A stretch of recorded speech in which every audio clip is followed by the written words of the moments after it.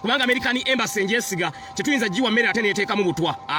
American Embassy njesiga eyo njesiga mukiraba mutya if it is a good idea nga munga Mr. Update ekyo kikola kubanga president njalegena kumutira mu nyumba tebamukiriza fuluma tebamukiriza kwetaaya nolwekyo Mr. Update ntandikidde mu gear ate kati jukira nyina amaanyi g'abantu ndi member wa parliament wa Kawempe North ndi member wa parliament owa Kawempe North nolwekyo mungambye Mr. Update kikola mumbulire kubanze ntambulira ku maanyi gammwe njagala zi proceed Mr. Update proceed nolwekyo enteekateeka bwetyo bweri seetaaga president wange fiira njala mu nyumba nga Mr. Update wendi ate kati ontiisa naki I'm a member of parliament chovala government yabate teyagala mpangule nga mpangude each and every polling station nga atakalukanga abasajja obagala bakabbe Can you imagine olange Mr. Update obeda nonye namba yo anze katonja obeda nonye namba yo nkuweyo ku mafuta Mr. Update nge namba yo teriko banayinga munjagadde nnyo namba kali kanjiba wine namba mugirina enamba nebwe sijiwandika mugirina banayi ange segiri njagala nkuweyo ku mafuta osobola okutambuza emirimu gya constituency bulungi nyengeri yoli ntonnalayira kali enamba yiyawo n'enamba mugirina nebwe mbasigiba wadde enamba mugirina ya Mr. Update nolwekyo bwetyo bwetugenda okukola enkyaba nakawempe bakkiriza mbakulembere I'm their member of parliament bangambye segirinya ekyo kyoba otukolera nolwekyo enkya tugenda ku American Embassy bajja tutwalirayo emmere manyi bajja kisobola bo bagendeyo bagitutwalireyo bagitwale wa president tulabenga mu ngeri emu oba mu ngeri endala president waffe asobola okubeera nga afuna ekyokulya ne bamulaba njogera nga mpita mbufunze mangu manyi bana abasajja batidde bayinza okujjako internet mangu kyobola Mr. Update nkubirira mangu mbabulire kuzimu ku programs zetugenda okubeera nga tutambulirako kuzimu ku programs zetugenda okubeera nga tutambulirako njagala nguleyo omucere nguleyo obuwunga nguleyo tugule bikinaki mugenda kumpabula mu njagala obuwunga omucere amatooke engano Neba balugudde mu bannange gomanyi segirinya okuvuka mu baka wa parliament nze abadde alwanirira ku lubalaza kati nyingidde eyo wini mujja kugisesema nebo kiraba kyetaaga kuleeta private members bill ku floor ya parliament nti president mu impeaching era eyo nze ngenda okubeera nga nkola ki ngireeta kugee mami Museveni tugera mu impeaching we tumutwaliza bwetuti nenyingira parliament nendayira motion jengenda okusooka okuleeta ya ku impeaching mwami Museveni tuyino mu impeaching nze omanyi kye baguddeko bino ne badde batya segirinya singa tayingira mbabuulira tewali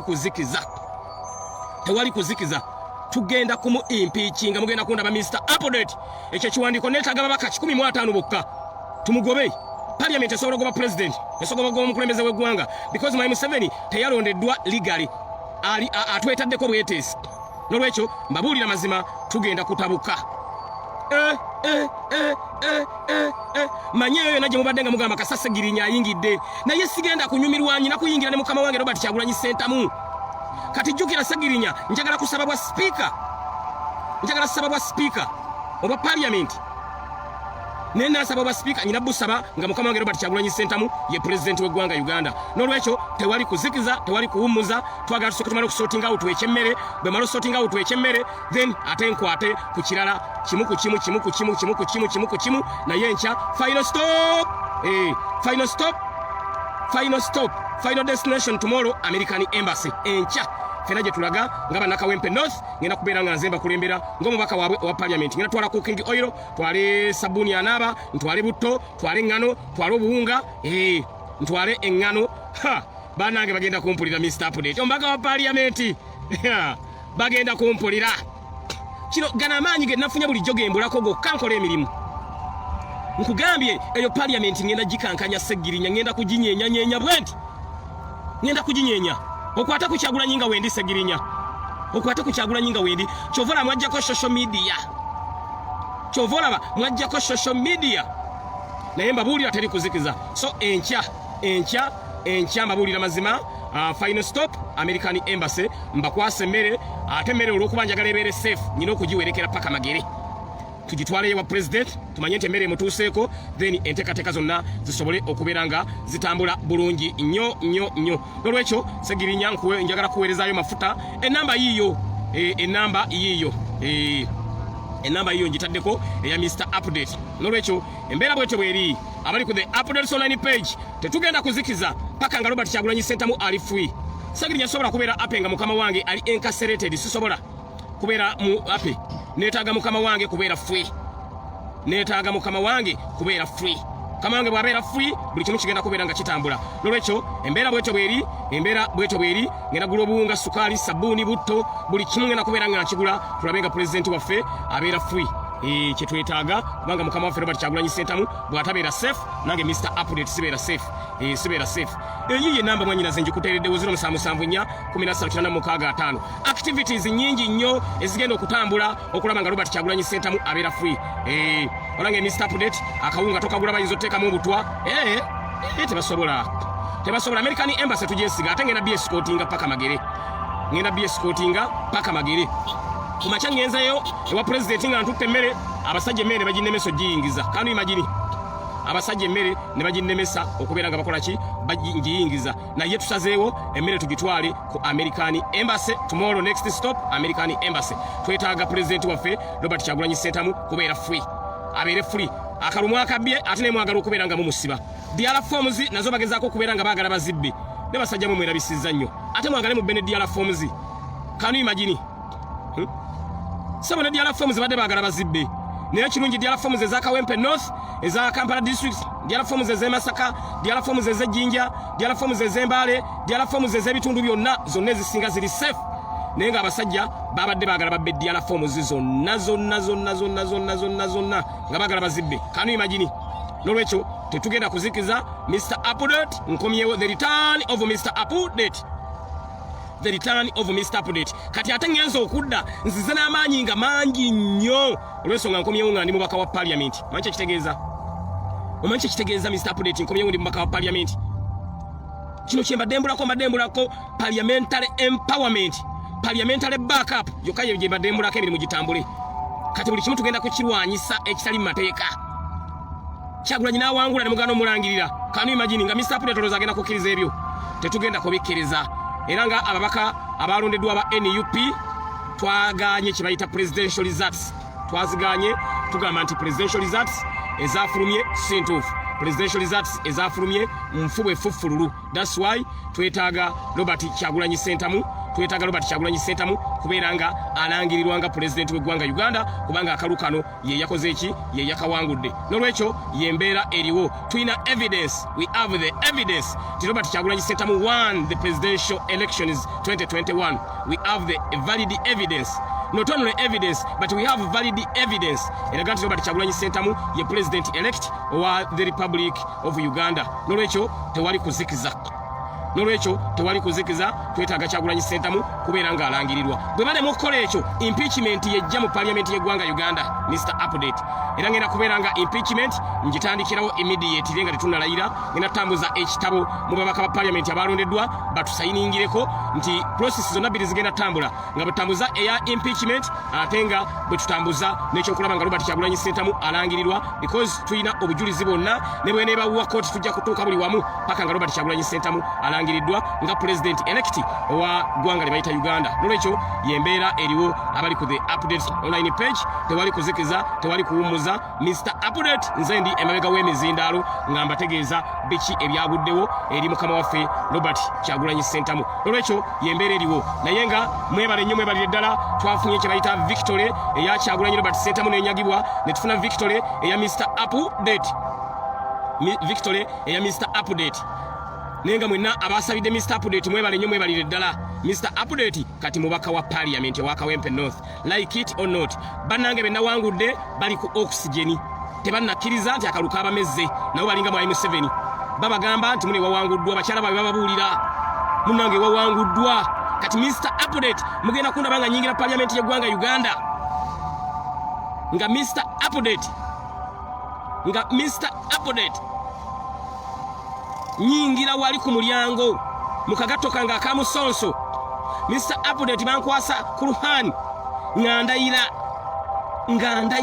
Mr. Update wali ku floor ya parliament olumala okulayira bwenti bweto nga nteekawo pressure speaker twetaaga ne president waffe alayire Robert Kyagulanyi Ssentamu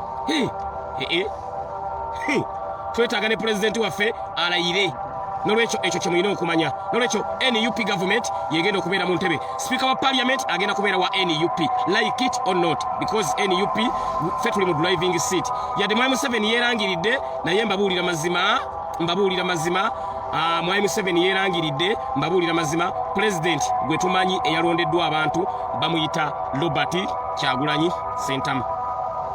President eyalondeddwa abantu bamuyita Robert Kyagulanyi Ssentamu.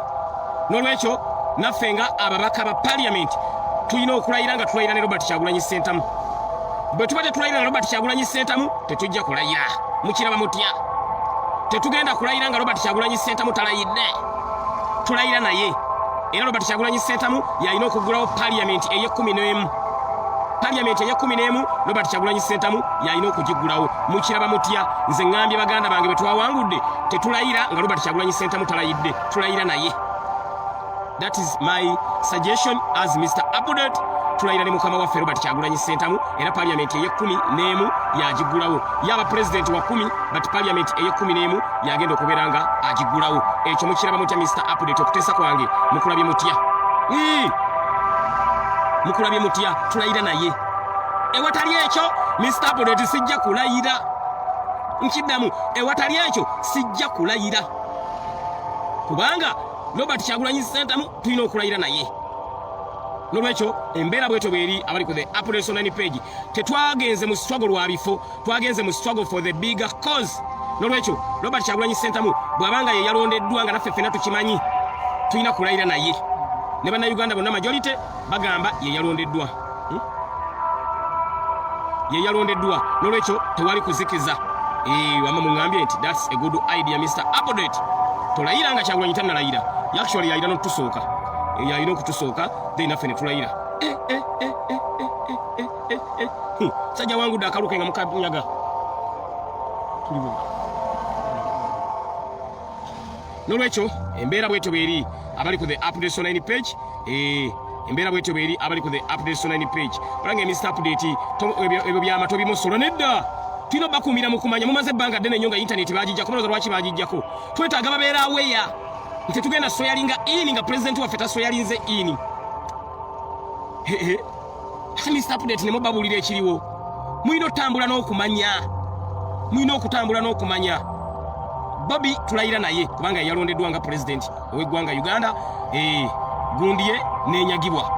Weniye n'enyagibwa. Kati mwagala twebake bwebasi tubeeraawo. Nolwekyo embeera bwetyo bweri abali ku the Update online page.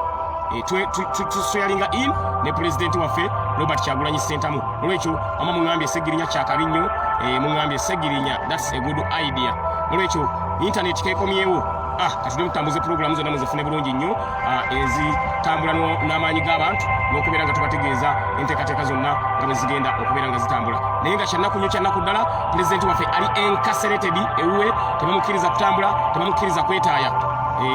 Tebamukkiriza kwetaaya, tebamukkiriza kutambula. Nolwekyo embeera bwetyo bweri president waffe y'embeera gye bamutaddeko mmwe abali ku the Update online page. Diala forms zonna weeziri era tuzirina bulungi nnyo. Diala forms zonna weeziri.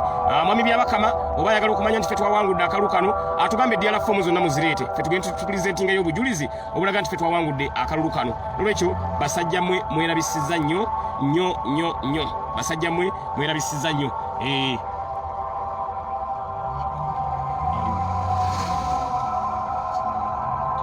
Basajja mmwe mwerabisizza nnyo. So yembeera eriwo Mr. Update twagala kuweerezaayo ku buyambi. Twalire president buyambi okay tewali tabu. Enamba nagibatereddeko dda Mr. Update ate ennaku zonna ennaku zino zonna mbadde Mr. Update mumpuliza. Enamba zizo nazibatereddeko dda 0774 13 865 ne 0704 33 64 02 embeera bwetyo bweri kakati Mr. Update ngezaako kulaba nga ensonga zonna nzibategeeza.